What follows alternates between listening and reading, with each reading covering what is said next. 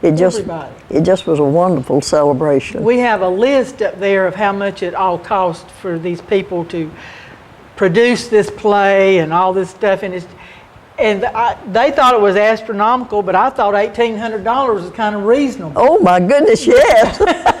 But I noticed that a lot of the meetings to plan it were at the Woman's Club. Yes, Which just goes to show what a strong force in the community that group was. it was indeed. Very active. What I found unusual, well, not strange, but unusual, Atkinson County. We have pictures of their participation in downtown Pearson Yes, because they were Coffee County. they were a part of Coffee County before it was divided. Yeah, but it was just, I have just been so thrilled with noticing how the county came together for something and wish I could find some reason for it to do it again. I know it was amazing. It was amazing to see the community cooperate like they did. And it just held the interest of the county for a full year ahead of time. And even that week, that had to be the most hectic week in record in Coffee County. That's worse than a week of tobacco market It sales. was. My only memory, I was 4 years old during the centennial. I remember coming in the pickup truck, and we stood in the back. Mama, my sister, and I all had dresses alike. Oh my goodness. And I've got it in the museum here. I put it on loan, but I just remember my dress. I don't remember the parades or Anything about it, I remember that dress. It was a long dress on me, like kids wore back then. I just never had a long dress before. Well, I think every parade had a band in front of yes. it playing. Yes. So I don't know where all the bands came from, but they had bands, I guess, from Nichols and Pearson. Every little community had a band. Plus, you had the high school and the college. Right.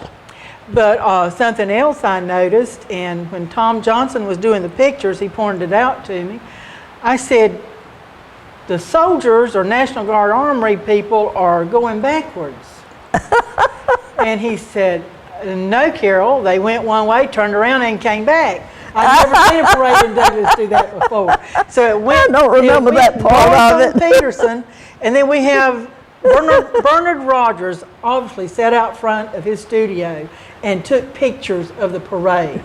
Because you'll see them coming, and then all of a sudden you see this line of majorettes or a tank Going or back. soldiers going the opposite way, and I'm thinking, They marched back to where they came from. I guess so. But I had never seen that before.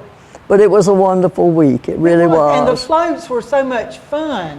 Of course, you had the queens, but you'd have these kids with palmettos all around the bottom of their float, and it'd be like the second grade at Broxton or something. Yes. And it was just so neat to see so much work that went into floats. That's right. When there was no big building for somebody to go to make one. Right.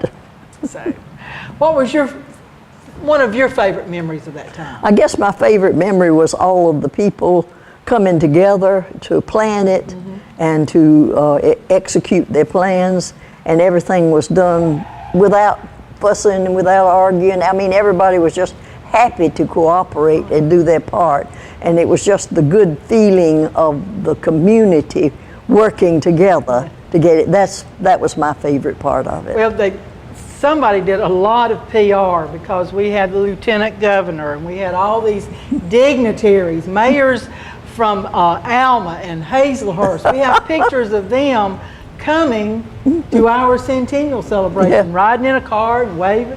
It was just, It was amazing. yeah, and every little community had a queen. And then they all came to be like West Green's queen or Yeah. whatever, and then they'd come to be centennial queen. Yes. And it was, it's just amazing. We've got pictures of the actual crowning of the Centennial Queen, who I believe was Judy Davis. Could have been. I think so, but yeah. And Ann Carver was one of the Oh. younger queens. She was on the float. Yeah. She was in here the other day and brought me a picture of her in her finery. It's just people just have so many good memories of that time. Yes. It's a shame we can't find a reason to do it again. Oh, I know that would be wonderful. Anything else you'd like to No, know? I believe that's it. We thank you for coming. I'm I look glad to forward do it. your visit every time. Thank you. We'll be right back.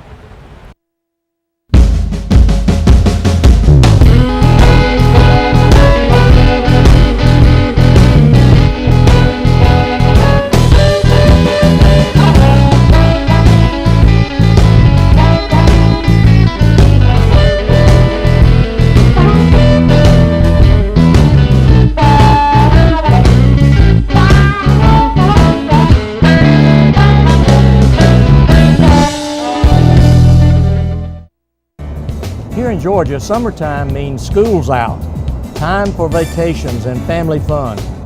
It also means warmer temperatures, and the heat inside a closed car can quickly rise to dangerous, even deadly levels. That's why we're reminding you to always look again and never leave children alone in a vehicle. Look Again is an important reminder not only for child care providers, but also for parents, grandparents, friends, anyone caring for a child. When you arrive at your destination, look through your car to make sure everyone is out safely. Then look again. If you see a child left alone in a vehicle, call 911 immediately. Every minute counts. Help us spread this important message by visiting our website or following us on Facebook and Twitter.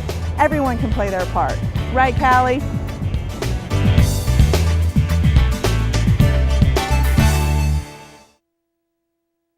We're so glad you joined us today, but we have some last-minute finishing details to share with you. First of all, please support American Legion Post 515 in their Wreaths for Veterans. It costs $15 a grave, and we have over 2,000 graves in Coffee County. If you need more information, contact the American Legion Post 515 or Jerome Loving. It is a most worthwhile endeavor. The cemeteries are getting cleaned up. We want to do this before November, and they'll need help also in putting all these wreaths on these graves.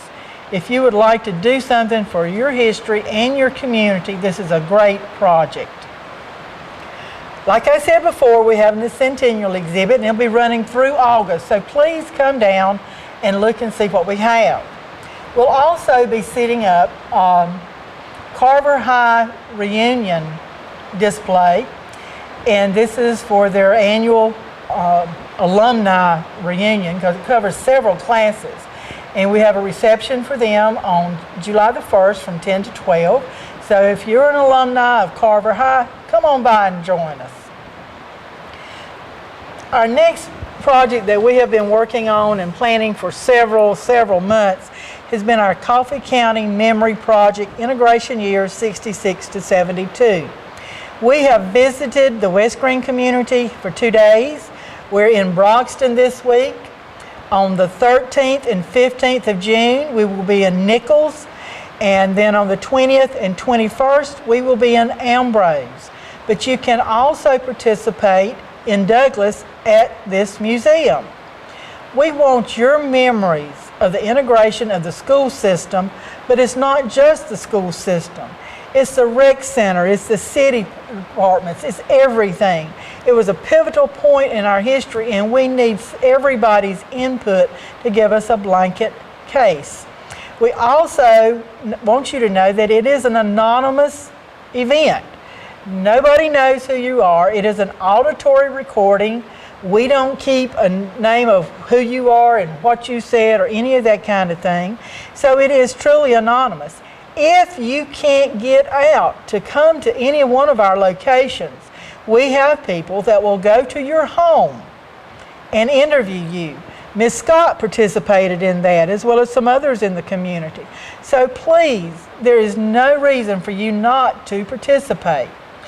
We would like for you to contact us and make appointments so you don't have to wait. If you will call 912-381-1135, you can call or text that number. It's mine, so I will schedule you. You can go on our Facebook page, which is Coffee County, Georgia Historical Society. Look at the dates and times and send us a message that way. Or just drop by the museum Thursday, Friday, or Saturday and say, when is the best time for me to come? We want a broad spectrum of people to answer this call for memories. We're not going to take your picture, we just want your voice. So please participate and make this project one of the best things we can do. Let's take a little bit of that community spirit that was in the centennial celebration and preserve this part of our history. Look forward to seeing you next time.